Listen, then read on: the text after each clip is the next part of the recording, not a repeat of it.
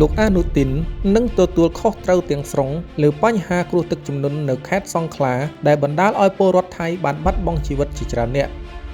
ក្រោយពេលទឹកជំនន់នៅខេត្តសង្ខ្លាបានស្រកអាជ្ញាធរថៃបានរកឃើញប្រជាពលរដ្ឋថៃជាច្រើនរូបបានបាត់បង់ជីវិតហើយបច្ចុប្បន្នសាកសពទាំងនោះកំពុងពិនិត្យធ្វើកសលវិច័យកំណត់រោគអត្តសញ្ញាណដើម្បីចាត់ចែងបញ្ជូនទៅក្រុមគ្រួសារធ្វើបុណ្យតាមប្រពៃណី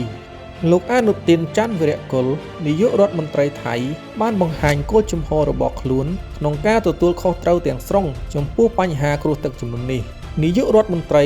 ដែលជិតខ្ទាតចេញពីតំណែងរូបនេះបាននិយាយថា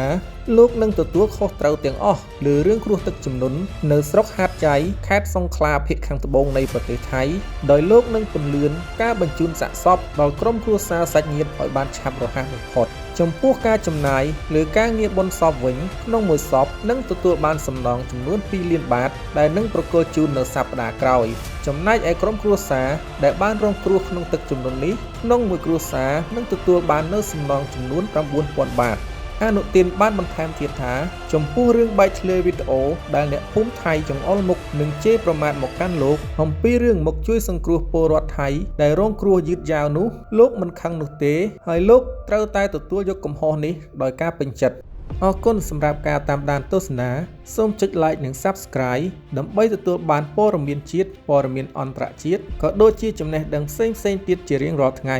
សូមអរគុណ